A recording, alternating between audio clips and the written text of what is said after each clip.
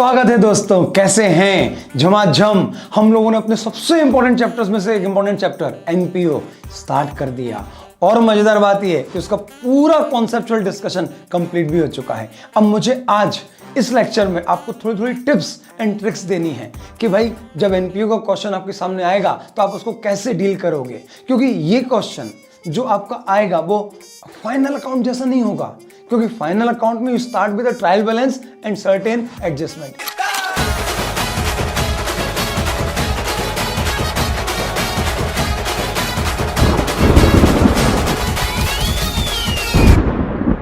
यहां आपको trial balance नहीं मिलेगा साहब, यहां पर मिलेगा आपको ओपनिंग बैलेंस शीट, और कई बार तो वो भी नहीं मिलेगी बल्कि आपको मिलेंगी information of assets and liabilities at the beginning of the year plus certain information of assets and liabilities at the end of the year. Maximum मिलेगा तो रिसीट पेमेंट और फर्दर एडजस्टमेंट की इंफॉर्मेशन, और आपको उन्हें यूज करते हुए NPO के फाइनल अकाउंट बनाने पड़ेंगे। ये जो पैटर्न होता है, ये pattern actually CA intermediate level पर एक चैप्टर आता है अकाउंटिंग फॉर इनकम्प्लीट रिकॉर्ड्स, वहां से कॉपी किया गया पैटर्न है। वहां पर भी कोई ट्रायल बैलेंस नहीं होता बल्कि इनकम्प्लीट डबल एंट्री सिस्टम के बेसिस पे जो कच्ची पक्की सी इंफॉर्मेशन होती है उसके बेस पर हमें फाइनल अकाउंट बनाने होते हैं किसी प्रोप्राइटर के। सिमिलरली यहां पर भी आपको या तो आपकी किस्मत अच्छी हुई तो एक ओपनिंग बैलेंस शीट मिलेगी, और किस्मत बहुत अच्छी नहीं हुई तो आपको मिलेगी टेबल, और इस टेबल में ओपनिंग और क्लोजिंग बैलेंस लिखे होंगे और लाइन से वो आपको बताएंगे subscription, advance subscription, plant machine, fixtures, sports ground, subscription in arrear, ये सब मिलेगा। तो अब आपको उस केस में एक सिस्टमैटिक फाइनल अकाउंट बनाने के लिए आपको सबसे पहले, सुनना मेरी बात, सबसे पहले आपको बनानी पड़ेगी एक ओपनिंग बैलेंस शीट। उस ओपनिंग बैलेंस शीट में सब कुछ मिलेगा सिवाय कैपिटल अकाउंट के। एक्चुअली एनपीओ में कैपिटल अकाउंट नहीं होता, आप बोलेंगे कैपिटल फंड या जनरल फंड। यानी जब आप एक ओपनिंग बैलेंस शीट बनाएंगे तो उसमें आप लिखेंगे ओपनिंग एसेट्स सारी, और उसमें आएगा क्या क्या, तो फिक्स एसेट्स से WDV opening, subscription, cash and bank, अगर कोई स्टॉक है जैसे आप बार चला रहे हैं तो बार का कुछ स्टॉक होगा, बार के कुछ डेटर्स होंगे। नहीं, बार के डेटर्स नहीं होंगे, क्योंकि बार में आप समझो ना यार, कोई ने 2 पैक डाले उसके बाद कौन सी बातें याद नहीं, बोले 4 बोतल वोट का काम मेरा रोज का, उसके बाद किसको याद है कि कितनी, और फिर उसके बाद टंकी में गई। तो नहीं, बार में डेटर्स नहीं होंगे पक्का।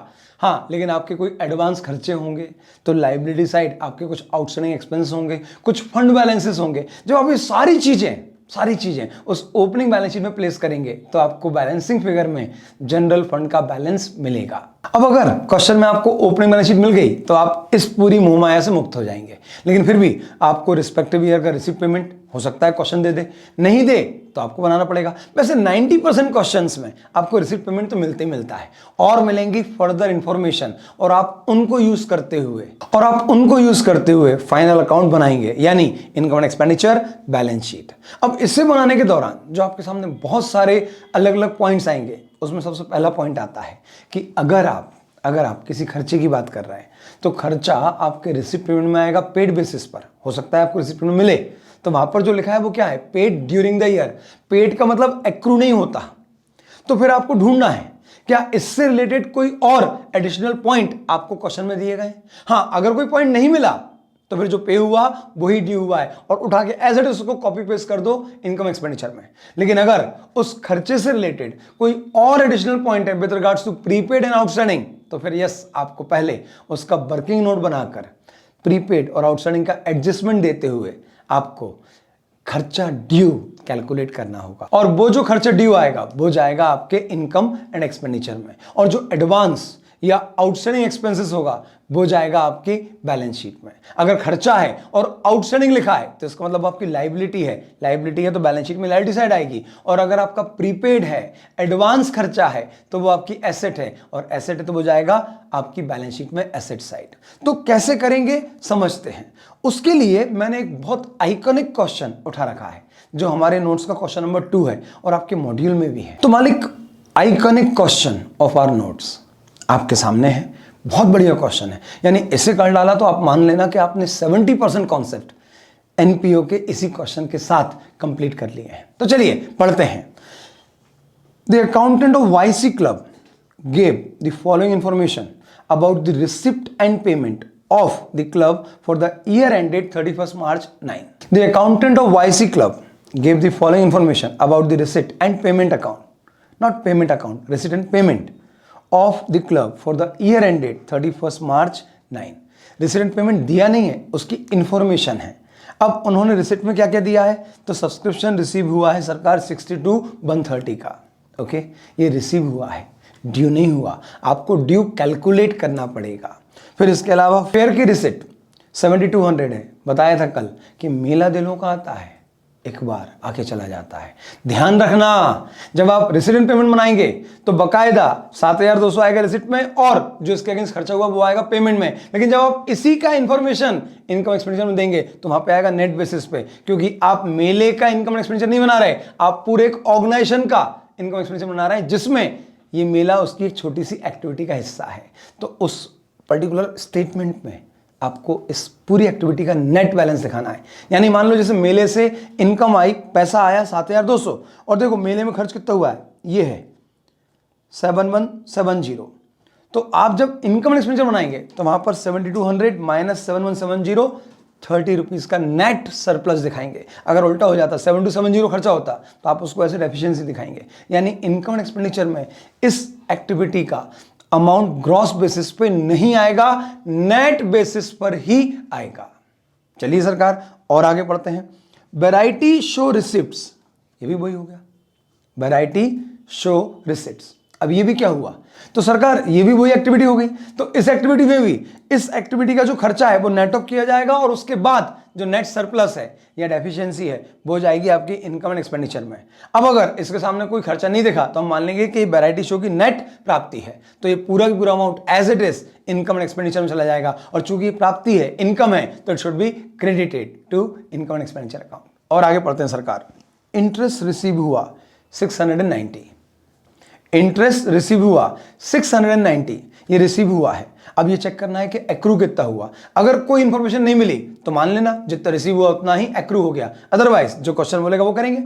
फिर आगे बार कलेक्शन, बस यही तो समझाना था आपको, माहौल है यहाँ पे तो मधुशाला है। फिर बार कलेक्शन मतलब जो लोग आते हैं रिक्रिएशन के लिए, वो 1 2 4 रोज का वो वहाँ जो भी करके जाते होंगे, तो उसकी प्राप्ति है 22350। आप इसको क्या इनकम एक्सपेंडिचर में शो करेंगे, तो आंसर है बिल्कुल नहीं, क्योंकि इस बड़े से वाईसी क्लब की बहुत सारी एक्टिविटीज में से एक एक्टिविटी उसकी बार है। तो बार की जो एक्टिविटी है उससे जो नेट सरप्लस आएगा या जो नेट डेफिशिएंसी आएगी सिर्फ वही इनकम एक्सपेंडिचर में जाएगी। यानी आपको वर्किंग नोट बनाकर ये पूरा वर्किंग करना पड़ेगा। यानी अब आप क्या करोगे, सबसे पहले इस कलेक्शन के सामने खर्चा देखोगे, तो व्हाट इज द खर्चा, लेकर आए नहीं, जो कंज्यूम हुई। यानी पहले आपको यह ढूंढना पड़ेगा कि खरीदी कितनी, पहले आपको यह ढूंढना पड़ेगा कि खरीदी कितनी, और फिर उसके बाद आप एसर्टेन करोगे कि कंज्यूम कितनी हुई। और जो कंज्यूम हुई उसकी कॉस्ट को जब इस रेवेन्यू से, जब इस रिसिट से कंपेयर करोगे तो रिजल्टिंग फिगर में आपको सरप्लस या डेफिशिएंसी आएगी। वैसे आज तक हमने देखा नहीं है कि कोई पिलाने वाला बंदा नुकसान में रहा हो। हाँ, विजय माल्या को छोड़ दो तो अलग बात है, अब उसके शौक भी तो यार रईसों वाले थे, उसे छोड़ दो, बाकी तो अपने पिलाने वाले हमेशा बनते ही देखे, बिगड़ते नहीं देखे। तो चलो मालिक, यहां पर एक वर्किंग नोट बनेगा पूरी इज्जत से। अब उस वर्किंग नोट के कंटेंट कैसे आएंगे समझना। एंड ऑब्जेक्टिव क्या है, we have to compare this income with the stock consume. Stock consume, अब स्टॉक कंज्यूम में क्या क्या आएगा, तो स्टॉक कंज्यूम आने चाहिए 3 चीजें, ओपनिंग स्टॉक, परचेसेस और क्लोजिंग। तो opening plus purchase minus closing equals to consume. लेकिन ये बदमाश क्वेश्चन कभी आपको ये बताएगा ही नहीं कि आपने कितना स्टॉक खरीदा, तो वो आपको निकालना पड़ेगा। तो उसके लिए एक खाता और बनेगा और उस खाते का नाम होगा बार क्रेडिटर या क्रेडिटर्स फॉर स्टॉक अकाउंट, और उसका मिलेगा आपको ओपनिंग, उसका मिलेगा क्लोजिंग और उसका मिलेगा पेमेंट। क्रेडिटर अकाउंट विजुलाइज करो, जल्दी करो। हाँ, क्रेडिटर अकाउंट जो एकदम सिंपल क्रेडिटर अकाउंट है, सबसे पहले ओपनिंग बैलेंस जो चुकाना था प्लस इस साल जो माल खरीदा minus payment equals to closing. 1 2 3 4 opening, purchase, payment और closing. Opening, purchase, payment, closing. मजेदार बात है कि इन 4 में से 3 चीजें मिलेंगी, मालूम कौन सी, ओपनिंग, पेमेंट और क्लोजिंग।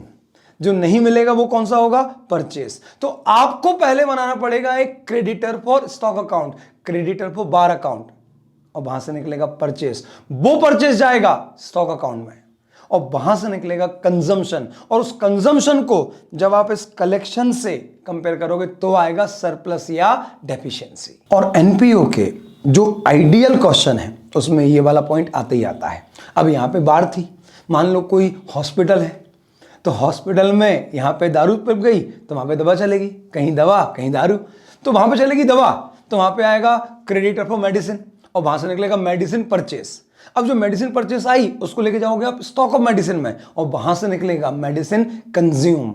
याद रखना, हॉस्पिटल फार्मेसी की दुकान नहीं है कि मेडिकल बेच रहा है, वो मेडिसिन कंज्यूम कर रहा है during the treatment of their patients, तो वहां पर आएगा मेडिसिन कंज्यूम। लेकिन भावनाएं पूरी वही होंगी, क्योंकि दोनों का काम तो एक ही है, जख्म भरना।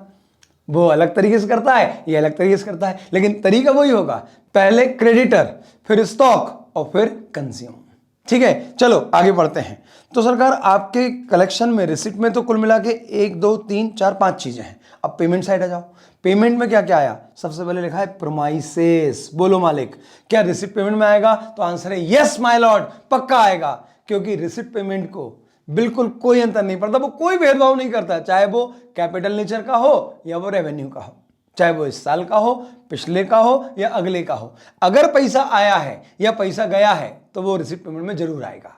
तो प्रोमाइसेस परचेस की, इट्स ए कैपिटल एक्सपेंडिचर, तो रिसिप्ट पेमेंट में तो आएगा, लेकिन इनकम एक्सपेंडिचर में नहीं आएगा। हाँ, इसका डेप्रिसिएशन अगर कोई लग रहा है तो वो जरूर आपके इनकम एक्सपेंडिचर में आने वाला है। चलो और आगे बढ़ते हैं। रेंट पे किया है 2400, अगर कोई रेंट का पॉइंट आगे नहीं मिला तो जो पे किया हम मान लेंगे वो ड्यू हुआ, और ये पूरा अमाउंट पहुंच जाएगा इनकम एंड एक्सपेंडिचर में। लेकिन अगर कोई पॉइंट मिल गया तो फिर पहले ढूंढना पड़ेगा कि ड्यू कितना हुआ, बाय एडजस्टिंग आउटस्टैंडिंग और प्रीपेड। चलो आगे बढ़ते हैं। Rates and taxes same rule, बार बार बोलने की जरूरत नहीं है। Printing stationery same rule. Sundry expenses 5350 पे करे, सेम रूल। मिल गया तो ठीक, नहीं तो जितना पे करा उतना ही ड्यू हुआ। और आगे ये आया वेजेस। अब भैया कोई ट्रेडिंग पे तो मन नहीं रहा कि वेजेस ट्रेडिंग में जाएगा। इनकम एक्सपेंडिचर में कोई ब्रेकअप नहीं होता बीच में, जीपी और एनपी का, वहां पे तो सारी इनकम क्रेडिट, सारे खर्चे डेबिट, एक्रूअल बेसिस पे सरप्लस आ गया या डेफिशिएंसी आ गई। तो वेजेस है तो भी वही ट्रीटमेंट है, डेबिट। और आगे फेयर एक्सपेंसेस डिस्कस्ड, इसको फेयर रिसिप्ट से नेट किया जाएगा, और जो नेट सरप्लस या डेफिशिएंसी आएगी उसे हम इनकम एक्सपेंडिचर में डेबिट या क्रेडिट करेंगे। चलो और आगे। Honorarium to secretary. अब ये क्या होता है ऑनोरेरियम? अरे मालिक, जो बड़े बड़े लोग होते हैं, इज्जतदार लोग होते हैं, डॉक्टर्स हुए, बड़े बड़ी कंपनीज के डायरेक्टर्स हुए, जब वो ऐसे चैरिटेबल ऑर्गेनाइजेशन को अपना समय देते हैं, अपने एफर्ट्स देते हैं, तो हम उनको कुछ कंपनसेशन देते हैं, कुछ रेम्यूनरेशन देते हैं। तो अब इतने बड़े लोगों को हम बोल रहे हैं कि हमने सैलरी पे करी या हमने वेजेस पे करी, तो उनकी शान के खिलाफ है, उनकी बेइज्जती होती है उसमें। तो हम बोलते हैं हमने आपको ऑनोरेरियम दिया, यानी हमने आपको सम्मान पूर्वक ये पैसा दिया है। तो ईमानदारी से वो सैलरी है, लेकिन चूंकि बड़े लोग हैं तो उनको सैलरी देना अच्छा नहीं लगता, इसलिए ऑनरेरियम। ठीक है, तो ऑनरेरियम का कितना अमाउंट पे करा? 11,000 रुपए, बहुत बढ़िया। और आगे बोलो। बार परचेस ऑफ, ब्रैकेट में लिखा है payment, yes this is the payment to creditors. अब पेमेंट मिल गया, बस ओपनिंग और क्लोजिंग मिल जाए तो मजा ही आ जाए, क्योंकि उससे आपको मिलेगा परचेस, और बोले के जाओगे स्टॉक में तो मिलेगा कंज्यूम। चलो आगे। रिपेयर्स का खर्चा आपने पे किया है 960, ठीक है, कोई दम नहीं है। और ये लास्ट पॉइंट बड़ा इंपॉर्टेंट है, ये एग्जाम का क्वेश्चन है, 16 मार्क्स के लिए एग्जाम में आया था, मालूम है कहाँ? सी इंटर लेवल पर, क्योंकि आपके सिलेबस में आने से पहले सी इंटर में हुआ करता था, और वहां पे ये क्वेश्चन 16 मार्क्स के लिए आ चुका है। तो आपके एग्जाम में तो ये पूरी डिजर्व रखता है, पूरी इज्जत के साथ, कि 16 मार्क्स से 15 मार्क्स के लिए आए। चलो सुनते हैं आगे, ये बहुत इंपॉर्टेंट पॉइंट है, ध्यान से। न्यू कार, और अमाउंट लिखा है 37,800। अब ब्रैकेट में क्या लिखा है वो पढ़ो। लेस प्रोसीड्स, प्रोसीड मतलब होता है प्राप्ति, प्रोसीड मतलब प्राप्ति, रिसिप्ट ऑफ ओल्ड कार ₹9,000। मतलब this amount had been paid after adjusting this 9,000 rupees. तो 37,800 had been paid after adjusting the proceed of old car which comes to ₹9,000. तो यानी ये जो कार है ये 37,800 का तो पैसा गया है, और इसमें पुरानी कार 9,000 में कटी है। तो कुल मिला के नई कार थी कितने की? तो x - 9,000 इक्वल्स टू 37,600। तो x equals to 37,600 plus 9,000 that comes to 46,800। यानी ये जो नई कार है इसमें दो कंसिडरेशन दिए हैं, एक हमने गांधी जी दिए हैं और एक हमने इसमें पुरानी कार दी है। पुरानी कार 9,000 में ठिकाने लगी और उसके अलावा जो कैश पे किया वो था 37,800। तो दोनों कंसिडरेशन मिला के जो टोटल आया वो है 46,800। यानी जब ये कार अपनी बुक्स में आएगी तो एंट्री होगी new car account debit 46,800 to old car account credit 9,000 to cash और बैंक अकाउंट क्रेडिट 37,800। अब सरकार एक बात और हमने कल डिस्कस किया था कि रिसिट पेमेंट में कैपिटल नेचर की प्राप्ति और भुगतान नहीं आते, कोई रिसिट और पेमेंट नहीं आते, लेकिन अगर किसी कैपिटल असेट्स को बेचकर कोई प्रॉफिट या लॉस अराइज हुआ है तो वो तो यहीं पे आएगा। तो आपको ये भी चेक करना है क्योंकि आपने एक पुरानी कार ठिकाने लगाई है, तो पुरानी कार ठिकाने लगाई है 9,000 में, वो थी कितने की? अगर वो 9,000 से कम की थी तो there will be a profit on sale of old car, और अगर वो 9,000 से ज्यादा WDV थी तो फिर there is a loss on sale of old car. चलो चेक करेंगे, कहीं नहीं क्वेश्चन बताएगा, अपने को सपने थोड़ी आएंगे, क्वेश्चन को बताने दो। चलो आगे बढ़ते हैं। The following additional information could be obtained. इन बदमाशों ने आपको ओपनिंग बैलेंस शीट नहीं दी, यानी उसने आपको ओपनिंग बैलेंस शीट के सारे कंटेंट दे दिए, कंपोनेंट दे दिए, लेकिन बैलेंस शीट नहीं दी। और सिमिलरली उसने क्लोजिंग असेट्स और लायबिलिटीज की डिटेल भी दे दी है। चलो देखते हैं। सबसे पहले cash in hand, opening balance 450, closing 0, यानी ईयर एंड पे हमारे पास एक रत्ती गांधी जी नहीं है, सब बैंक में बैलेंस जमा है। ठीक है, बैलेंस एज पर, ध्यान से देखो क्या लिखा है, कैश बुक। कई बार वो धोखा देने के लिए यहां पे लिखते हैं पासबुक। अब याद करना बीआरएस में हमने डिस्कस किया कि हमारी जो मेन अकाउंट बनते हैं, फाइनल अकाउंट बनते हैं, वो बैंक की पासबुक के हिसाब से नहीं, हमारी कैश बुक के बैंक कॉलम का जो बैलेंस है उसके हिसाब से बनते हैं। तो अगर यहां पर बैलेंस एज पर पासबुक लिखा होता तो आपको उसमें वो सब रिकंसिलिएशन वाले पॉइंट लगाकर balance as per cash book ढूंढना पड़ता। यानी वही cheque issued but not presented, cheque deposited, bank charges, वो सब एडजस्ट करने के बाद रिवर्स वर्किंग करके आपको निकालना पड़ता balance as per cash book, क्योंकि हमारे फाइनल अकाउंट बैंक की पासबुक के हिसाब से नहीं, हमारी बुक के हिसाब से बनते हैं, ध्यान रखना। ठीक है, चलो आगे। अभी खुशियां मनाओ, अभी हमारे पास balance as per cash book ही है। चलो वापस से देखते हैं आगे क्या बोला। तो ये बोलते हैं check issued for sundry expenses not presented to the bank, entry has been duly made in the cash book। अच्छा सुनो, ये जो लिखा है ना entry has been made duly in the cash book, ये मैंने अलग से जोड़ा है आप लोगों के लिए। रियल लाइफ में जब क्वेश्चन मिलेगा तो उसमें ये लाइन नहीं मिलेगी। ये अपने को समझना है कि जैसे ही हम चेक फाड़ते हैं, हमने खूब अच्छे से पढ़ा है बीआरएस, जैसे ही हम चेक फाड़ते हैं हम तुरंत एंट्री पास कर लेते हैं। इसका मतलब ये जो हमने चेक फाड़े थे 270 और 90 के, इसकी एंट्री ऑलरेडी कैश बुक के बैंक कॉलम में हो चुकी है। अब मैंने आपको चेक फाड़ के दे दिया और मैंने अपना बैलेंस कम कर लिया, मैंने अपना खर्चा दिखा दिया। अब आप ये चेक लेकर बैंक नहीं जाओ तो मेरी क्या गलती? मैं तो अपना बैंक बैलेंस कम कर चुका हूं, मैं तो अपना खर्चा बुक कर चुका हूं, तो मेरी बुक्स में इसका कोई एडजस्टमेंट नहीं होगा। लेकिन सुनो, बहुत इंपॉर्टेंट, आज यहां पर कैश बुक के बजाय पासबुक लिखा होता तो फिर इसको रिवर्स करता, इसका एडजस्टमेंट करता, तब मुझे मिलता balance as per cash book. तो इसलिए मैंने यहां पर लिखा है ये चीज कि आप रिकॉल कर पाओ, कनेक्ट कर पाओ कि अगर यहां पर कैश बुक लिखा है तो इस लाइन की कोई औकात नहीं है, क्योंकि हमें अंतर नहीं पड़ रहा, क्योंकि हमारे पास balance as per cash book है। और जब balance as per cash book होता है तो हमें कोई अंतर नहीं है, चेक सामने वाले ने लगाया या नहीं लगाया। क्यों? क्योंकि हम तो एंट्री कर चुके हैं। लेकिन अगर यही बैलेंस एज पर पासबुक होता तो हमें पासबुक से कैशबुक पे आने के लिए रिकंसिलिएशन करना पड़ता, और रिकंसिलिएशन में ये वाला पॉइंट कंसीडर करते, check issued but not presented for payment, क्योंकि बैंक ने उसकी एंट्री नहीं करी, हम कर चुके हैं। तो रिवर्स करोगे तो बैलेंस एज पर कैशबुक मिलेगा। बहुत पका दिया ना। चलो आगे बढ़ते हैं। सब्सक्रिप्शन ड्यू यानी आउटस्टैंडिंग सब्सक्रिप्शन, ये हमारी एसेट होती है। और आगे प्रोमाइसेस एट कॉस्ट, ओपनिंग 87,000 और क्लोजिंग 1,17,000। हाँ, मुझे याद आ रहा है कि हमने ड्यूरिंग द प्रोमाइसेस में 30,000 रुपए खर्च करे थे। अब आप चेक कर लो, 87 ओपनिंग प्लस 30,000 तो क्या आएगा? 1,17,000। तो ये अमाउंट मैच कर रहा है ना, 87,000 और 1,17,000 रुपये। लेकिन नीचे क्या लिखा है, बहुत इंपॉर्टेंट है। ए पीछे देखो, पीछे, हाँ बस नीचे देखो, इधर क्या लिखा है, प्रोविजन फॉर डेप्रिसिएशन ऑन प्रोमाइसेस। कुछ रिकॉल हो रहा है, टूक रहा है अंदर? हाँ, दो तरीके होते हैं डेप्रिसिएशन चार्ज करने के, एक असेट्स में से कम कर दो और दूसरा provision for depreciation account maintain करो। तो मालिक ये जो नीचे बैलेंस लिखा है 56,400, ये क्या है? ये इस प्रोमाइसेस पर सो फार आज तक जितना डेप्रिसिएशन लग गया था ये उसका एक्यूमुलेटेड अमाउंट है। यानी यहां NPO is maintaining their fixed assets at historical cost, और उस पर जितना डेप्रिसिएशन एक्यूमुलेट हो रहा है वो इकट्ठा हो रहा है प्रोविजन फॉर डेप्रिसिएशन में। उठाओ कैलकुलेटर, चेक करो। 87,000 हिस्टोरिकल कॉस्ट थी ओपनिंग, और ओपनिंग एक्यूमुलेटेड डेप्रिसिएशन था 56,400। इसको थोड़ी देर के लिए 57 मानो ना, तो 87 माइनस 57 कितना हो गया? 30,000, और 600 रुपए ऐड कर दो। तो मालिक आपकी ओपनिंग WDV 30,600 है। 30,600 ओपनिंग WDV।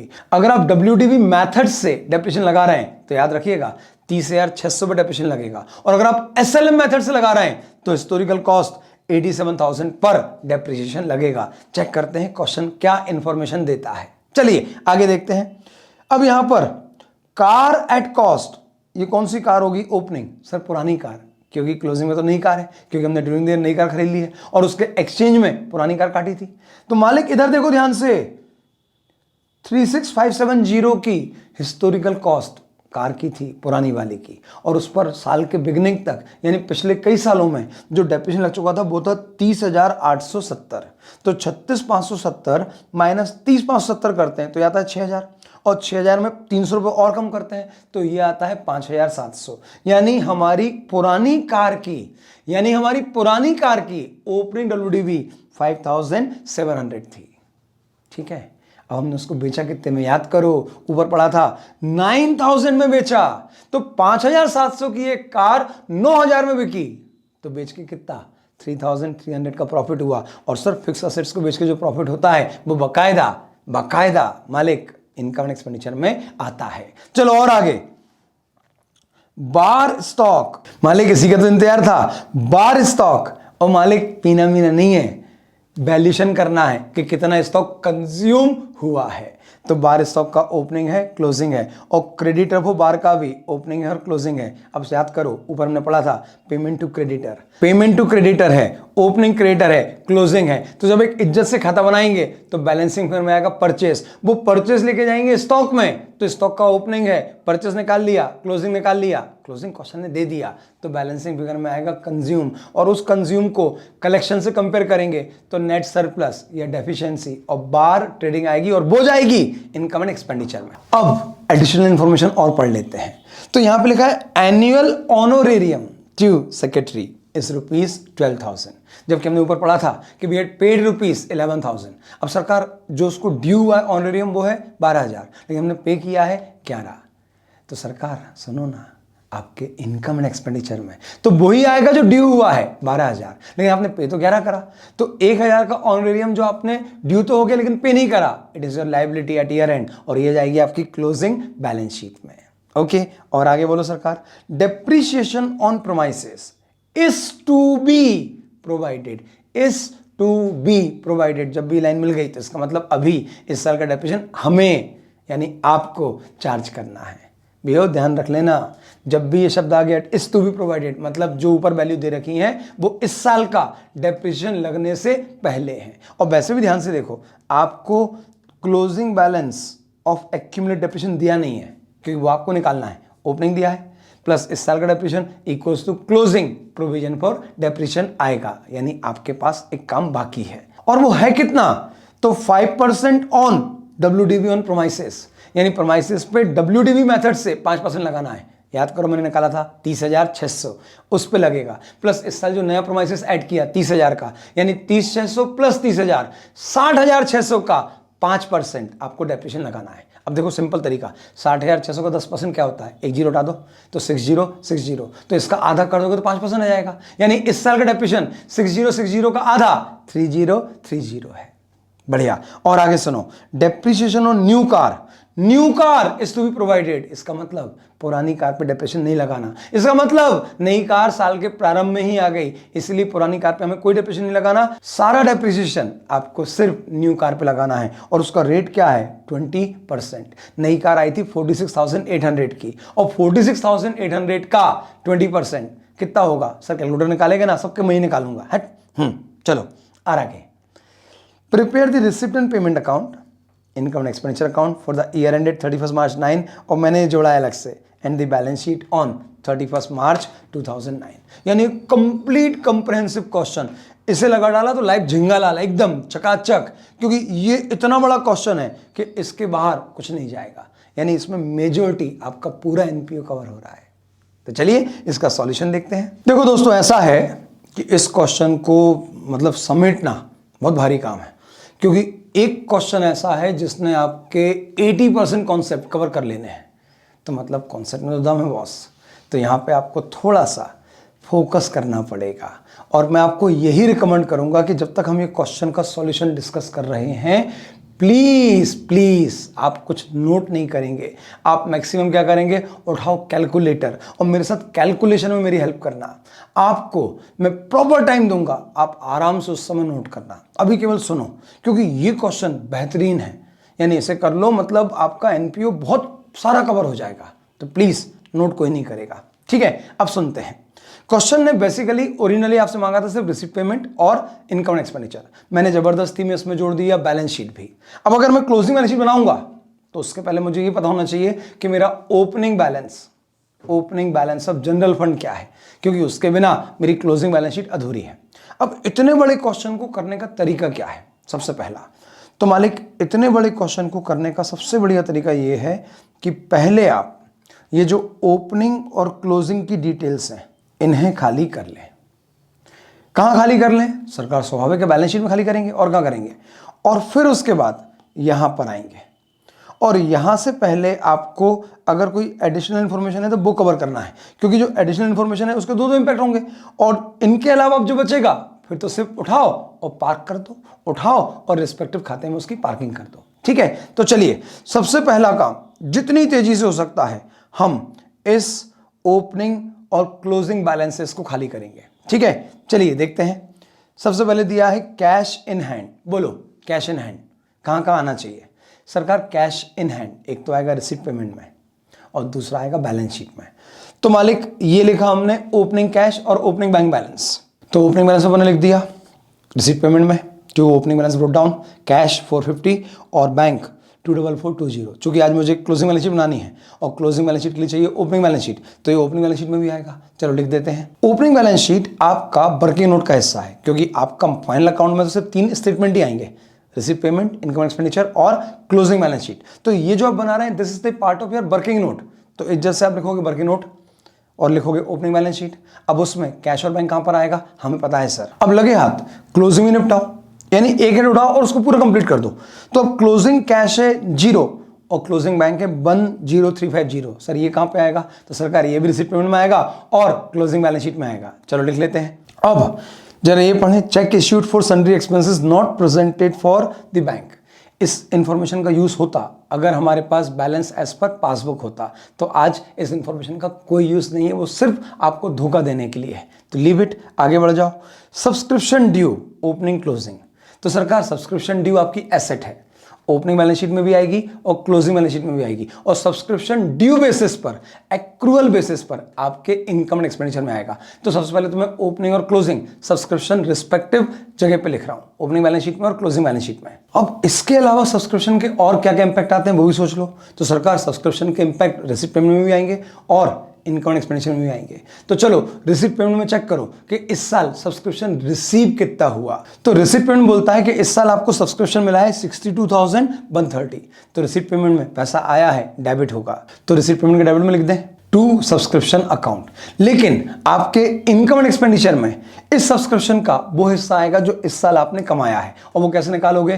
तो subscription receive during the year plus closing outstanding subscription minus opening outstanding subscription plus opening advance minus closing advance. अब चूंकि मैंने जब क्वेश्चन पढ़ा तो मैं बिल्कुल एक एक डाटा को अपने दिमाग में रख के बैठा हूं कि मेरे क्वेश्चन में क्या क्या कंटेंट है। उस पूरे क्वेश्चन में एडवांस सब्सक्रिप्शन नहीं है, तो आपके सब्सक्रिप्शन ड्यू में 3 चीजें ही आएंगी, एक received plus closing outstanding minus opening outstanding. तो इसको अगर हमने छेड़ा है तो पूरा घर तक छोड़ के आना है, बात के लिए कुछ नहीं रखना। अगर मैंने सब्सक्रिप्शन उठाया तो उसे घर तक ही छोड़ के आइएगा। बीच में रास्ते में बोला कि बैठ जा, मैं आके वापस में देखता हूं, तो मिलेगी नहीं, खो जाएगा, कुंभ का मेला है। कोई डेटा बात के लिए नहीं छोड़ना। एक बार उसको उठाया तो वो जहां जहां जाएगा, receive, payment, income, expenditure, balance sheet, जहां जहां वो जाएगा वहां उसको छोड़ के आना। तो चलो इनकम एंड एक्सपेंडिचर में सब्सक्रिप्शन को डील करते हैं ताकि सब्सक्रिप्शन पलट के वापस से फिर से ना आए। तो मालिक, इनकम एंड एक्सपेंडिचर में सब्सक्रिप्शन आपकी इनकम है और इनकम शुड बी क्रेडिटेड, तो सब्सक्रिप्शन क्रेडिट करेंगे इनकम एंड एक्सपेंडिचर अकाउंट के क्रेडिट में। लेकिन अमाउंट कौन सा क्रेडिट करोगे? जो इस साल ड्यू हुआ। तो सब्सक्रिप्शन खाते में क्या क्या आ गया? Received plus closing outstanding that is 2940 minus opening outstanding 3600। एक बार चेक कर लेते हैं, 2940 और 3600, तो नेट करते हैं मालिक। चलो कैलकुलेटर उठा दो, 62,130 प्लस 2940 माइनस 3600, तो सब्सक्रिप्शन का अमाउंट आया 61,470। अब आप देखो सब्सक्रिप्शन को पूरा घर तक छोड़ के आ गए, ओपनिंग बैलेंस शीट में लिख दिया, क्लोजिंग बैलेंस शीट में लिख दिया, रिसीट पेमेंट में लिख दिया और इनकम एंड एक्सपेंडिचर में लिख दिया। चूंकि ओपनिंग और क्लोजिंग एडवांस नहीं था इसलिए मैंने वर्किंग नोट नहीं बनाया। अगर ये भी होता तो फिर अपन वर्किंग नोट बनाते, क्योंकि इतनी सारी चीजें मैसअप हो जाती हैं आपके इनकम एंड एक्सपेंडिचर में, फिर बेहतर क्या होता, वर्किंग नोट बने। लेकिन अभी चूंकि 3 कंटेंट थे तो अपन ने यहीं पे निपटा दिया। चलो अब आगे बढ़ते हैं। अगला डेटा आपके इस ओपनिंग क्लोजिंग में है प्रोमाइसेस और उसका डेप्रिसिएशन, कार और उसका डेप्रिसिएशन। कार में आपके पास 2 कार हैं, एक पुरानी एक नई। चलो एक एक करके देखते हैं, इसका बकायदा खाता बनाओ तो ज्यादा बेहतर है। यस मालिक, तो आपके सामने हैं 2 खाते, एक new car account. New car क्यों? क्योंकि ओल्ड कार खाते में कुछ है ही नहीं है, वो तो आपने पहले दिन बेच दी, तो उसका तो अपन वर्किंग नोट बना के ये निकालेंगे कि प्रॉफिट लॉस कितना हुआ। ठीक है, तो चलो न्यू कार आपने खरीदी और उसको खरीदने में 2 चीजें दी हैं, एक तो पुरानी कार 9,000 में और कुछ 37,800 कैश में। तो new car account debit to old car account to cash account. अब लगे हाथ ये 37,800 रिसीट पेमेंट में लिखो, नहीं तो भूल गए तो फिर भूल गए। अब तुरंत एक काम और करेंगे, जो पुरानी कार है उसको बेच के कितना फायदा नुकसान हुआ वो चेक कर लें। तो एक और वर्किंग नोट, प्रॉफिट और loss on sale of old car. बताइए मालिक, आपका नेट प्रोसीड क्या था?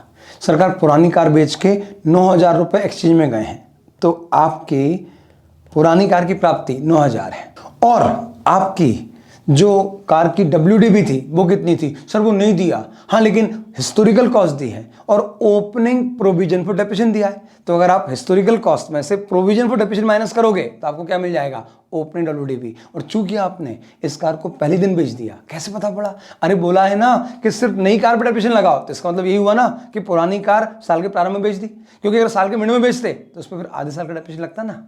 ओके, तो क्या लिखेंगे? Opening WDV। चलो लिखते हैं, कार की हिस्टोरिकल कॉस्ट कितनी थी चेक करें। तो कार की ओपनिंग हिस्टोरिकल कॉस्ट थी 36,570 और इस पर कुल मिला के डेप्रिसिएशन कितना लग चुका था? 30,870। तो अब इन 2 वैल्यू को जब नेट करूंगा तो क्या आएगा चेक करते हैं, 36,570 माइनस 30,870। तो मालिक ये आया आपका नेट 5,700। तो 5,700 जिस कार की WDV थी आपने उसको 9,000 में बेचा, तो बेचकर आपको 3,300 का प्रॉफिट हुआ है and this profit will be transfer to income and expenditure account. वैसे तो इनकम एक्सपेंडिचर में कैपिटल ट्रांजैक्शन नहीं आते, लेकिन अगर कैपिटल एसेट्स को बेच के कोई प्रॉफिट लॉस हुआ है तो वहीं पे ही आएगा, क्योंकि वो इस साल के प्रॉफिट को बढ़ाएगा या कम करेगा। तो सरकार 3,300 इनकम एंड एक्सपेंडिचर में क्रेडिट। अब मालिक जो नई कार आई उस पर लगाना है 20% डेप्रिसिएशन और जो प्रोमाइसेस है उस पर लगाना है 5% depreciation but on WDV basis. और WDV कैसे आती है? तो बहुत सिंपल, आपकी ओपनिंग हिस्टोरिकल कॉस्ट माइनस आपका ओपनिंग प्रोविजन फॉर डेप्रिसिएशन। तो चलो लिख के देखते हैं। प्रोमाइसेस खाता 87,000 और हमने पढ़ा था कि ड्यूरिंग द ईयर हमने प्रोमाइसेस पे 30,000 रुपए और खर्च करें, तो प्रोमाइसेस खाते में आ गया 2 कैश कितना 30,000 और प्रोमाइसेस खाता चूंकि हम हिस्टोरिकल कॉस्ट में मेंटेन कर रहे हैं तो इसका आप लिख दो बाय बैलेंस कैरी डाउन, ये आ जाएगा 1,17,000 रुपए। अब मालिक ये तो होगी उसकी हिस्टोरिकल कॉस्ट। लेकिन डेप्रिसिएशन कैसे खेलें, तो चलो प्रोमाइसेस का डेप्रिसिएशन देखते हैं। Opening balance of depreciation on premises was 56,000 something, check कर लेते हैं। Yes, it was 56,400। अच्छा, कार तो इस साल नहीं आई है तो इसके ऊपर कोई भी पुराना डेप्रिसिएशन तो होगा नहीं, और जो पुरानी कार थी वो हमारे बीच रही नहीं। चलो अब इस पर करंट ईयर का डेप्रिसिएशन लगाते हैं। और वो कैसे लगाओगे, तो उसके लिए उठाओ कैलकुलेटर। कैलकुलेटर में लिखो पहले, सबसे पहले opening historical cost which was 87,000 minus इस पर ऑलरेडी पिछले साल में कुल कितना डेप्रिसिएशन लग चुका है, तो सरकार वो लिखा है 56,400, तो ये आ गया 30,600। अब 30,600 तो पुरानी प्रोमाइसेस WDV है, और इस साल हमने 30,000 का और एडिशन किया है, तो कुल मिला के हमारी वैल्यू हो गई 60,600। और इस 60,600 पर क्वेश्चन ने बोला है कि 5% से डेप्रिसिएशन लगेगा, तो 60,600 का 5% मालिक निकालो। 60,600 का 5%, तो ये आता है 3030। और जो कार है वो तो एकदम नई है, इसी साल आई है, तो उस पर 46,800 का 20% डेप्रिसिएशन, तो ये आता है 9360। तो आपके जो प्रोविजन फॉर डेप्रिसिएशन अकाउंट है उसका क्लोजिंग बैलेंस कितना हो गया, तो सरकार कार का तो डेप्रिसिएशन क्लोजिंग बैलेंस 9360 है, और प्रोमाइसेस का कितना हो गया, तो 56,400 प्लस 3030। तो अब आपका क्लोजिंग एक्यूमुलेट डेप्रिसिएशन है 59,430, और आपकी हिस्टोरिकल कॉस्ट है 1,17,000। दोस्तों बहुत ध्यान से सुनना, यहाँ पे बहुत बच्चे गलती करते हैं। समझो, हमारे पास दो तरीके होते हैं डेप्रिसिएशन खाते को मेंटेन करने के। डेप्रिसिएशन खाता डेबिट होगा, एक ऑप्शन है कि क्रेडिट करो सीधे फिक्स असेट्स, तो उस केस में आपकी फिक्स असेट्स सीधे WDV भी चलती है। लेकिन जो रियल लाइफ में अकाउंटिंग होती है वहाँ पे कभी भी ऐसा नहीं होता। इवन कंपनीज एक्ट ने तो क्लियरली बोल रखा है कि आपको फिक्स असेट्स को हिस्टोरिकल कॉस्ट पे ही बताना है, और उस पर आज तक जितना डेप्रिसिएशन लगा वो सब एक्यूमुलेट डेप्रिसिएशन में या प्रोविजन फॉर डेप्रिसिएशन अकाउंट में इकट्ठा करना है। तो जो रियल लाइफ अकाउंटिंग वो यही होती है। तो अब आप सोचो कि आपकी इस प्रोमाइसेस पे कुल लग गया है डेप्रिसिएशन इतना, और ये होगी प्रोमाइसेस की कुल हिस्टोरिकल कॉस्ट। तो closing historical cost minus closing accumulate depreciation equals to closing WDV, लेकिन ये आप शो करोगे बैलेंस शीट के अंदर। तो चलो बैलेंस शीट बनाते हैं। ओपनिंग बैलेंस शीट में प्रोमाइसेस और इनर कॉलम में लिखो H cost historical cost 87,000 minus provision for depreciation 56,400, तो WDV 30,600। और यहाँ पे आपकी ओल्ड कार भी आएगी, और ओल्ड कार की हिस्टोरिकल कॉस्ट कितनी थी सरकार, अपने पास है ना इन्फॉर्मेशन, वो थी 36,570, और उस पर एक्यूमुलेट डेप्रिसिएशन था 30,870, तो WDV आ रही थी 5,700। ये तो हो गया ओपनिंग का हिसाब। अब सिमिलरली क्लोजिंग में चलो। क्लोजिंग में भी जो क्लोजिंग हिस्टोरिकल कॉस्ट है वो आएगी इनर कॉलम में। क्लोजिंग एक्यूमुलेट डेप्रिसिएशन यानी closing balance of provision for depreciation वो भी आएगा इनर कॉलम में, और इन दोनों को जब आप नेट करोगे तो बाहर वही आएगा WDV क्लोजिंग। तो चलो लिख लेते हैं। कार पे डेप्रिसिएशन लग चुका है 9360, और प्रोमाइसेस का एक्यूमुलेटेड डेप्रिसिएशन अकाउंट है 59,430। अब आप इसको नेट करो और आउटर कॉलम में WDV शो करो। तो मालिक 1,17,000 माइनस 59,430, ये आया आपका 5,750, और सिमिलरली कार 46,800 माइनस डेप्रिसिएशन, ये आ गया 3,740। अब और क्या बचा, अब मैंने पहले बोला एक चीज उठाओ तो उसे घर तक छोड़ के आओ।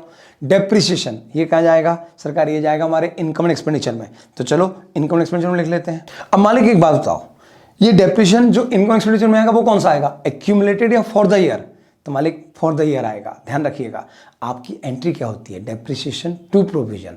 तो जो डेप्रिसिएशन खाता आपने डेबिट करा वो बंद होकर जाता है इनकम एक्सपेंडिचर में, ये है आपका फॉर द ईयर डेप्रिसिएशन। जैसे आपने असेट्स पे प्रोमाइसेस पे याद करो, कार पे लगाया था 9360, और आपकी जो फिक्स असेट्स थी उस पर कितना लगा था एक बार देख लेते हैं, 3030। तो टोटल डेप्रिसिएशन कितना हो गया, 9 और 3 12,390। सरकार ये काम भी हो गया आपका, आपको पता ही नहीं पड़ रहा, आपका 40% क्वेश्चन कंप्लीट हो चुका है। चलो सरकार ये तो हो गया। अब आप चेक करो कि रिसिप्ट पेमेंट में आपने प्रोमाइसेस का पेमेंट करा कि नहीं करा। सर अब कर दो, बाय अब आप चेक करो, प्रीमाइसेस खरीद ली, हाँ। नई कार का पैसा दे दिया, हाँ। पुरानी कार को बेच दी, बोले हाँ। पुरानी कार का प्रॉफिट बुक कर लिया, हाँ। इस साल की जो नई कार है और जो प्रीमाइसेस है उसका डेप्रिसिएशन लगा दिया, आंसर आया हाँ। क्या आपने क्लोजिंग WDV बैलेंस शीट में लिख दी? हाँ। क्या आपने ओपनिंग WDV बैलेंस शीट में लिख ली? हाँ। यानी आपने कंप्लीट घर तक छोड़ के आने का कार्यक्रम निपटा दिया। चलो अब अगले हेड पर आओ। अगले हेड है दो, बार स्टॉक और बार क्रेडिटर। मैं पहले बोल चुका हूं, बार हमारे एनपीओ की मेन एक्टिविटी नहीं है। हमने कोई बार एंड रेस्टोरेंट नहीं खोल रखा है, पीने की उत्तम व्यवस्था। हमारा एक रिक्रिएशनल क्लब है, वहां पर बहुत सारी फैसिलिटीज में एक फैसिलिटी बार है। तो चलो हम पहले क्या कैलकुलेट करेंगे कि बार की इस ऑपरेशन से नेट सरप्लस एंड एफिशिएंसी कैसे आई, और वो कैसे आएगी तो हम उसमें कंपेयर करेंगे दो चीज, रेवेन्यू कितना आया और कंज्यूम कितना हुआ। कंज्यूम कैसे आएगा? स्टॉक बना के। स्टॉक का कंज्यूम कब निकलेगा? जब परचेस पता पड़े, और परचेस कब पता पड़ेगा? क्रेडिटर बना के। यही रूल हॉस्पिटल में भी लागू होगा, ध्यान रखिएगा। तो अब हम बनाने जा रहे हैं दो खाते, एक क्रेडिटर और एक स्टॉक। पहले क्रेडिटर खाता बंद होगा तो वहां से निकलेगा परचेस, और बोले के जाएंगे जब हम स्टॉक में तो वहां से निकलेगा कंजम्पशन। तो मालिक आपका जो ओपनिंग और क्लोजिंग स्टॉक और क्रेडिटर का बैलेंस है वो मैंने कॉपी कर लिया ताकि मैं यहां पे लिख लूं, बार बार स्क्रॉल ना करना पड़े। तो आपका स्टॉक का ओपनिंग बैलेंस था 2130 और क्लोजिंग है 2610। Similarly creditor is a liability और लाइबिलिटी हैविंग क्रेडिट बैलेंस, तो क्रेडिटर का ओपनिंग 1770 और क्रेडिटर का क्लोजिंग 1290। क्रेडिटर का ओपनिंग क्रेडिट में आएगा और स्टॉक असेट है तो उसका डेबिट में आएगा। अब लिख देते हैं। अब इतना लिखने के बाद मालिक आपको पहले कौन सा खाता बंद करना है? That is my creditor account. और वो कैसे बंद होगा? तो मुझे एक चीज की जरूरत है, खाते में चार चीजें आती हैं, दो मुझे मिल चुकी हैं, ओपनिंग क्लोजिंग। परचेस मिल जाए तो पेमेंट निकाल लूंगा, पेमेंट मिल जाए तो परचेस निकाल लूंगा। मेरे पास रिसीट पेमेंट की डिटेल है और वहां पे लिखा था बार परचेस क्रेडिटर। तो चलो जरा हम जल्दी से पेमेंट देखते हैं कितना हुआ। रिसीट पेमेंट में आपका लिखा है बार परचेस पेमेंट 17310, इतना पैसा गया। हाँ सरकार, तो पहले रिसीट पेमेंट दिखा दो 17310 बाय क्रेडिटर्स, और अब इसी क्रेडिटर में क्या दिखाओगे? To cash. मालिक अब आपके क्रेडिटर अकाउंट में ओपनिंग है, क्लोजिंग है और पेमेंट है, तो बैलेंसिंग फिगर में आएगा परचेस, और ये परचेस काय का है सरकार? बार स्टॉक का। तो ये परचेस जाएगा बार स्टॉक में। तो चलो बैलेंस करते हैं, उठाओ कैलकुलेटर। 17,310 इज द पेमेंट, और उतने पेमेंट के बाद भी आपका क्लोजिंग बैलेंस है 1290। ऐसे पढ़ो, ये पेमेंट करा और इस पेमेंट के बाद भी इतना बचा है तो 1290 जोड़ा, तो मतलब हमें कुल मिला के 18,600 पे करना था। कुल मिला के 18,600 पे करना था, जिसमें से 1770 पुराना था। तो फिर ये जो बचा हुआ 16,830 ये कहां से आया सरकार? इस साल हमने और माल खरीदा, तो एंट्री क्या हो जाएगी? Purchase account debit. लेकिन यहां पे परचेस अकाउंट नहीं बनेगा, यहां पे बनेगा स्टॉक अकाउंट। तो stock account debit to creditor. तो क्रेडिटर खाते में तो मालिक क्रेडिटर खाते में लिखा बाय स्टॉक और स्टॉक में लिखा टू क्रेडिटर। इसके साथ आपका क्रेडिटर खाता हो गया बंद, लेकिन स्टॉक खाते में मिल गए आपके तीन बैलेंसेस, ओपनिंग, क्लोजिंग और परचेस। तो बैलेंसिंग फिगर में आएगा स्टॉक कंज्यूम। तो चलो स्टॉक कंज्यूम छापते हैं। स्टॉक कंज्यूम कैलकुलेट करने के लिए तीन चीज चाहिए थी, ओपनिंग, परचेस, क्लोजिंग, तीनों हैं मेरे पास। परचेस है 16,830, ओपनिंग था 2130 और क्लोजिंग है 2610। तो बैलेंसिंग फिगर में आया 16,350, ये मैं लिख रहा हूं। अब ये जो लिखा ये है क्या? इतनी वैल्यू की दारू हमने पिलाई और उसके बदले में मिला कितना? बाहर कलेक्शन 22,350। तो भैया 16,350 की दारू कंज्यूम हुई और उसके बदले में रेवेन्यू आया 22,350। तो इन दोनों को जब नेट करोगे तो क्या आएगा? नेट सरप्लस, और ये जाएगा आपके इनकम एंड एक्सपेंडिचर में। तो यहां पे मैं लिख देता हूं, तो मालिक 6,000 रुपए का सरप्लस आया और ये सरप्लस जाएगा आपके इनकम एंड एक्सपेंडिचर में, कि बार की एक्टिविटी से नेट 6,000 रुपए की कमाई हुई। तो चलो मालिक लिखते हैं सरप्लस ऑफ बार ट्रेडिंग। लेकिन अभी बहुत सारी चीज लिखना बाकी है, जैसे 22,350 रुपए पैसा आया, वो कहां पे आएगा? रिसीट पेमेंट में, लिख देते हैं पहली चीज। अब दूसरी चीज, जो हमारा स्टॉक और क्रेडिटर का ओपनिंग क्लोजिंग था वो भी तो आएगा ओपनिंग बैलेंस शीट में भी और क्लोजिंग बैलेंस शीट में भी। अच्छा, पेमेंट तो हम दिखा ही चुके हैं, यानी रिसीट पेमेंट में दोनों चीज आ गई, कलेक्शन भी आ गया और पेमेंट भी आ गया। इनकम एंड एक्सपेंडिचर में नेट सरप्लस आ गया। अब जो भी बचा है वो सब बैलेंस शीट कंटेंट है, तो चलो बैलेंस शीट में लिखते हैं। हाँ जी, creditor is my liability, opening balance sheet और क्लोजिंग बैलेंस शीट दोनों में लाइबिलिटी साइड आएगी, और अमाउंट है ओपनिंग में 1770, ये लिख दिया, और क्लोजिंग है 1290, ये भी लाइबिलिटी में आएगा, ये भी लिख दिया। अब सिमिलरली हमें स्टॉक का ओपनिंग क्लोजिंग लिखना है, ओपनिंग और क्लोजिंग बैलेंस शीट में। ओपनिंग स्टॉक 2130 और क्लोजिंग स्टॉक 2610। अब मालिक हम दृढ़ता से बोल सकते हैं कि हम इस पूरे 6-7 ट्रांजैक्शन को अपने घर तक छोड़ के आ गए। जो पैसा आया वो रिसीट में डेबिट हो गया, जो पेमेंट टू क्रेडिटर किया वो क्रेडिट कर दिया रिसीट पेमेंट में, जो इस पूरे एक्टिविटी से नेट सरप्लस डेफिशिएंसी आई वो आ गई इनकम एंड एक्सपेंडिचर में। फिर हमने ओपनिंग स्टॉक और क्लोजिंग स्टॉक लिखा ओपनिंग और क्लोजिंग बैलेंस शीट के एसेट में, और क्लोजिंग और ओपनिंग क्रेडिटर लिखे opening and closing balance sheet के लायबिलिटी में। ये कुल मिला के घर तक छोड़ के आ गए। अब आपका इतू सा काम बचा है और आपको पता ही नहीं पड़ेगा कि आपका क्वेश्चन कंप्लीट हो गया। 16 मार्क्स का क्वेश्चन जो 1 घंटा लेता है एग्जाम में, वो आपका यूं कंप्लीट हो जाएगा। चलो देखते हैं आगे। इसको आप 15 तक तो ले आओगे, क्योंकि मैंने बिल्कुल शांति से जब नहीं लिखा, मतलब लिखा, हाँ चलो चलेगा। तो कितना बड़ा क्वेश्चन है यार, 2 बैलेंस शीट, पूरा फुल लेंथ, सब कुछ।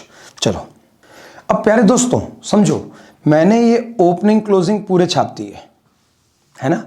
अब ये बचता है ये वाला पार्ट, पहले हम ये निपटाएंगे, क्योंकि इसे निपटाने के बाद फिर रिसीट पेमेंट में जो मिलेगा सिर्फ उसका एक इंपैक्ट ही तो देना है। तो क्या लिखते हैं, ऑनरेरियम टू सेक्रेटरी 12,000 है, जबकि हमने पढ़ा था कि हमने पेमेंट सिर्फ 11,000 करा। तो चलो सबसे पहले 11,000 पे करते हैं रिसीट पेमेंट में, 12,000 का खर्चा बुक करते हैं। अब हम बोलेंगे 12 ड्यू हुआ, पे 11 करा, तो 1,000 की लायबिलिटी क्लोजिंग बैलेंस शीट में। तो रिसीट पेमेंट में कौन सा आएगा, जो पे करा। इनकम एक्सपेंडिचर में जो ड्यू हुआ और इन दोनों का डिफरेंस वो आएगा बैलेंस शीट में। ड्यू ज्यादा हुआ, पे कम हुआ, तो बैलेंसिंग फिगर आएगा आउटस्टैंडिंग ऑनरेरियम, और वो जाएगा बैलेंस शीट में लायबिलिटी साइड। कौन सी, क्लोजिंग, क्योंकि ओपनिंग के बारे में कुछ भी नहीं लिखा, तो हम नहीं मान सकते कि ओपनिंग कोई आउटस्टैंडिंग चल रहा होगा। इनर कॉलम में शो कर देना कि 12 ड्यू हुआ था, 11 पे कर दिया, इसलिए 1,000 का पे होना बाकी है। चलो अब अगला पॉइंट पढ़ते हैं एडिशनल इन्फॉर्मेशन का। डेप्रिसिएशन ऑन प्रोमाइसेस, ओ सर ये तो हम कवर कर चुके हैं पूरा। यस, डेप्रिसिएशन ऑन प्रोमाइसेस और नई कार का प्रोविजन हम ले चुके हैं, और नीचे लिखा है कि आपको रिसीट पेमेंट, खर्चा, इनकम सब बनाना है। ओके, तो हमारी एडिशनल इन्फॉर्मेशन खत्म, यानी अब तो बस धड़ाधड़ ये 360 डिग्री बड़ा अपन निपटाते जाएंगे। चलो देखो, सबसे पहले आपके पास रिसीट पेमेंट में लिखा है एक पहली receipt, that is fair receipt, और मैंने डिस्कस किया था कि भाई रिसीट पेमेंट में अलग अलग लिखना, पैसा आया पैसा गया, क्योंकि आया किसी अलग टाइम पे, गया किसी अलग टाइम पे। लेकिन जब आप इनकम एक्सपेंडिचर बनाएंगे तो वहां पर नेट करके दिखाएंगे इस पूरी एक्टिविटी में नेट कितना आया या नेट कितना गया। तो चलो पहले रिसीट पेमेंट, तो रिसीट पेमेंट में डेबिट में 7,200, क्रेडिट में 7,170, नेट कितना 30, ये आएगा इनकम एक्सपेंडिचर में सरप्लस ऑफ फेयर, लिख देते हैं। और ये सरप्लस है तो मेरी इनकम है तो क्रेडिट। चलो ये भी हो गया। अब अगला रिसिप्ट देखते हैं। अगला रिसिप्ट था वैरायटी शो रिसिप्ट, और मैंने पूरे क्वेश्चन को ध्यान से पढ़ा था, उसमें वैरायटी शो का कोई पेमेंट नहीं लिखा, तो इसका मतलब ये नेट रिसिप्ट है। तो अगर ये नेट रिसिप्ट है तो ये रिसिप्ट है और यही मेरी नेट इनकम भी है। तो रिसिप्ट कितनी 12,810। तो चलो रिसिप्ट लिखते हैं रिसिप्ट पेमेंट में। यस मालिक, वैरायटी शो रिसिप्ट आ गया रिसिप्ट पेमेंट के डेबिट में, और वैरायटी शो का नेट सरप्लस जो कि यही अमाउंट था वो आ गया इनकम एक्सपेंडिचर के क्रेडिट में। अब बच्चे हैं सिर्फ 2 कंटेंट, चलो वो भी देख लेते हैं। रिसिप्ट पेमेंट में अगला हेड है आपका इंटरेस्ट 690, और पूरा क्वेश्चन पढ़ लिया, कहीं पे इंटरेस्ट के बारे में कोई खुश खबर नहीं है, तो मतलब जितना रिसीव हुआ उतना ही अर्न हुआ। अगर ये अलग होता तो क्वेश्चन हमको बताता। तो चलो रिसिप्ट पेमेंट में डेबिट और इनकम एक्सपेंडिचर में क्रेडिट। लास्ट रिसिप्ट जो लिखी है वो है बार कलेक्शन, जो हम पहले ही लिख चुके हैं। आपका पूरा क्वेश्चन कंप्लीशन पे है, क्योंकि आपके पेमेंट के भी अधिकांश पेमेंट आप पहले लिख चुके हैं। तो जल्दी से हमला करते हैं पेमेंट साइड और एक झटके में सारे निकलाते हैं। पहला पेमेंट प्रोमाइसेस लिख चुके हैं। चलो rent, rates and taxes, printing stationery और सन्ड्री एक्सपेंसेस, इन चारों में कोई एडजस्टमेंट नहीं है, तो जितने ये पे हुए उतने ही ये ड्यू हुए हैं। तो चलो मालिक रिसिप्ट पेमेंट में लिखते हैं और इनकम एक्सपेंडिचर में लिखते हैं। बेजेस में भी कोई एडजस्टमेंट नहीं है, तो बेजेस भी ऐसे से जाएगा। तो बेजेस का अमाउंट कितना है 2520। थोड़ी सी चीटिंग कर रहा हूँ है ना, कुछ तो टेक्नोलॉजी का फायदा उठाओ ना एक आध जगह। हाँ जी, बेजेस के बाद फेयर एक्सपेंसेस डन, सरकार honorarium to secretary done, bar purchase done, repair 960, चलो ये उठा लेते हैं 960, पे भी करे और कोई एडजस्टमेंट नहीं है तो ड्यू भी हुआ। और लास्ट न्यू कार, सर हम ऑलरेडी कवर कर चुके हैं, यानी आपका इस क्वेश्चन का पूरा कंपोनेंट, पूरे कंटेंट सब हमने रिस्पेक्टिव जगह पे लिख दिए। अब हमारा काम क्या बाकी है, सिंपल, एक एक करके हम बैलेंसेस करना शुरू करते हैं।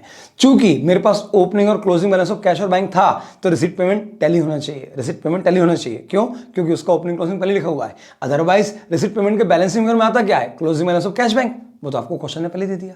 फिर इनकम एंड एक्सपेंडिचर से आएगा आपको नेट सरप्लस एंड एफिशिएंसी।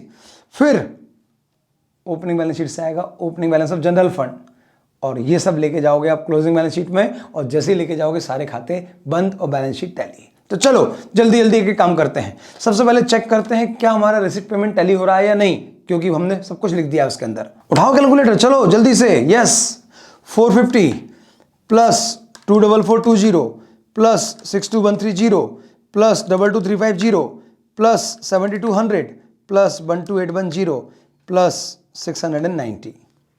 तो ये हुआ 130050।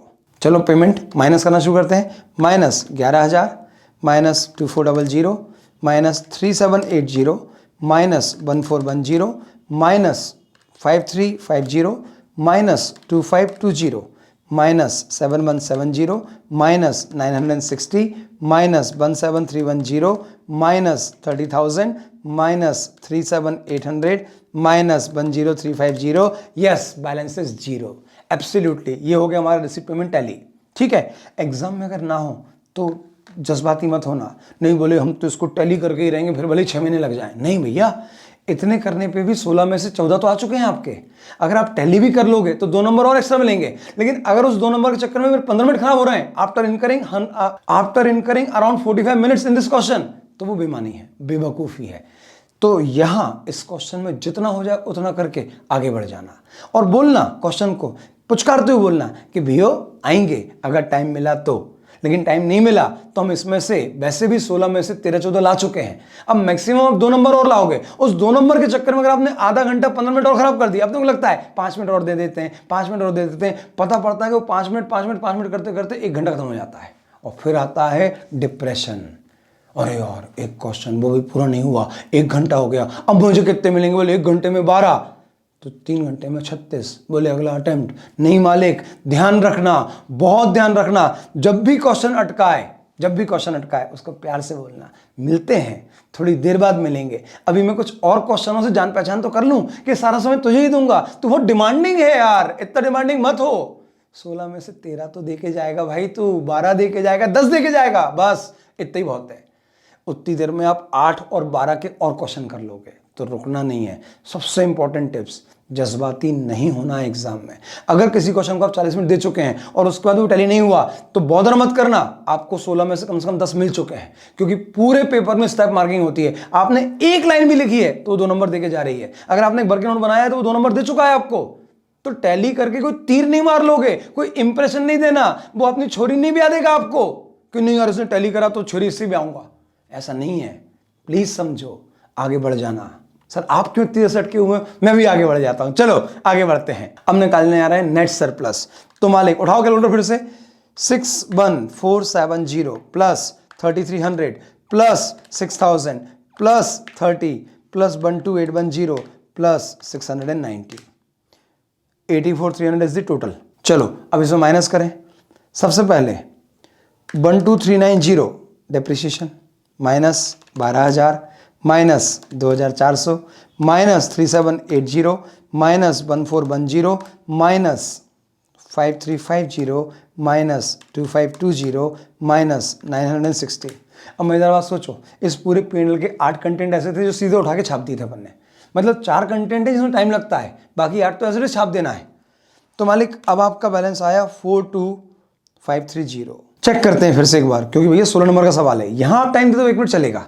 61470 plus 3,300 plus 6,000 plus 30 plus 12810 plus 690, 84,300 minus 12390 minus 12,000 minus 2,400 minus 3,780 minus 1,410 minus 5,350 minus 292520 और 960, 43490 आंसर आ रहा है। तो ये आया सरप्लस, और ये सरप्लस कहाँ जाएगा? क्योंकि मालिक तो है नहीं इसका, तो ये जाएगा जनरल फंड में। तो 2 जनरल फंड अकाउंट। अब आप मालिक क्लोजिंग बैलेंस शीट बनाने से पहले ओपनिंग टैली करो ताकि आपको opening balance of capital fund general fund मिल सके। उसमें 1 मिनट ही लगेगा। चलो जल्दी से कर लेते हैं। सबसे पहले 30,600 WDV opening, 5,700, 2130, 3600, 450, 24420। Total asset side हो गए 66,900 माइनस 1770, तो ये आ रहा है 65,130।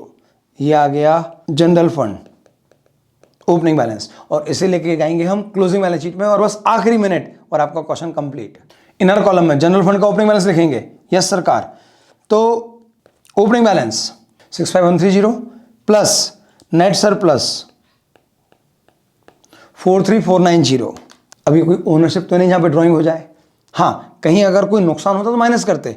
तो ये आ रहा है टोटल सरकार 108। अब जरा बैलेंस शीट टैली कर ली जाए। हाँ सरकार, 108,620 plus 1,000 outstanding honorarium plus 1,290 creditor का क्लोजिंग बैलेंस, तो ये आया 110910 minus fix assets 57,570 minus 37,440 minus 2610 minus 2940 minus 10350 and balance sheet is bound to be tallied. Boss इतने बड़े क्वेश्चन की हमने बैलेंस शीट एक बार में निपटाई, हर चीज एक बार में करी। मालूम कैसे? अगर आपने किसी भी चीज को बात के लिए छोड़ा होता तो वो कभी नहीं मिलती। तो पहला रूल है इतने लेंथी क्वेश्चनों का कि कोई भी जिम्मेदारी उठाओ तो उसको पूरा कर पे आओ, पूरा करके आओ, जहां जहां उसके इंपैक्ट आ रहे हैं वो सब जगह दो। आप इस क्वेश्चन को कम से कम 2 बार देखना। बिलीव मी, अगर ये क्वेश्चन अच्छे से कर लिया तो आपके आगे के जितने क्वेश्चंस हैं उसकी 70% समस्याएं तो यहीं खत्म हो जाएंगी। तो चलो मेरे मालिक, अब हम इस लेक्चर को यहीं पे बाइंड अप करेंगे क्योंकि इसमें बहुत सारी चीजें मिली हैं। हाँ, एक बार हम रिकैप जरूर कर लेते हैं कि हमको क्या क्या करना है। जो बाकी हमने आज मतलब स्पेशल पढ़ा एकदम, बस उसकी बात करते हैं। ठीक है, चलो। सबसे पहली चीज, सब्सक्रिप्शन। अगर 2-3 चीजें हैं तो आप उसको इनर कॉलम में निपटाना। दूसरी चीज, अगर आप कोई बार मार चला रहे हैं तो बार का नेट सरप्लस इनकम एक्सपेंडिचर में आएगा, और उसके लिए आपको क्या करना पड़ेगा? पहला एक खाता क्रेडिट अकाउंट, जहां से निकलेगा परचेस लेके जाओगे स्टॉक में, स्टॉक से निकलेगा कंजम्पशन को कंपेयर करोगे कलेक्शन से तो आएगा नेट सरप्लस, और वो लेके जाओगे आप इनकम एक्सपेंडिचर में। अगर कोई अलाइड एक्टिविटी चल रही है तो आप उसका ग्रॉस बेसिस पे कोई भी अमाउंट इनकम एक्सपेंडिचर में लेके नहीं जाओगे, बल्कि आप उसे वर्किंग नोट बनाकर नेट सरप्लस या नेट डेफिशिएंसी लेके जाओगे। Example fair receipt. इसके अलावा अगर आपकी फिक्स असेट्स हिस्टोरिकल कॉस्ट में मेंटेन हो रही हैं तो आपको अलग से प्रोविजन फॉर डेप्रिसिएशन खाता बनाना है, और वहां क्लोजिंग एक्यूमुलेट डेप्रिसिएशन निकालना है, और उसे क्लोजिंग हिस्टोरिकल कॉस्ट में से माइनस करके क्लोजिंग डब्ल्यूडीवी कैलकुलेट करना है। कोई भी सामान, सबसे इंपॉर्टेंट, कोई भी कंटेंट अगर उठाओगे तो उसे घर तक छोड़ के आओगे। एक चीज उठाई तो वो receipt, payment, income expenditure, balance sheet जहां जहां जा रही है वहां लेकर जाओगे, छोड़ोगे नहीं बीच में। बस ये सबसे बड़ा ज्ञान की बात है। चलो मिलते हैं अगले लेक्चर में। Till then bye bye, take care, love you.